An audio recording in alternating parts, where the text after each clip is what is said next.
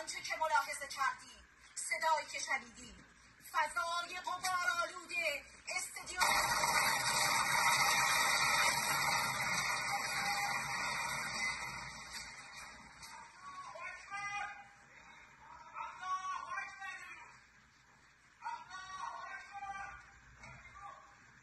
من یونس شادلو، سردبیر گروه دفاعی خبرگزاری صدا و سیما، در این چند سال در تمام عملیات‌های وعده صادق جلوه اقتدار ایران و شکست هیمنه رژیم صهیونیستی رو به تصویر کشیدیم.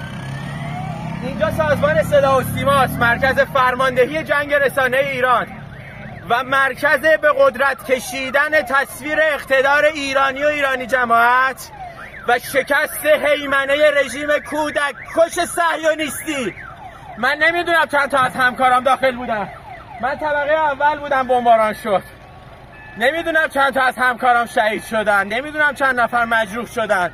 گفته بودن تخلیه کنیم منطقه ایسا، اما همه تا آخرین لحظه وایسن تا تصویر اقتدار ایران رو به جهان نشون بدن، چیزی که رژیم صهیونیستی نمیخواد.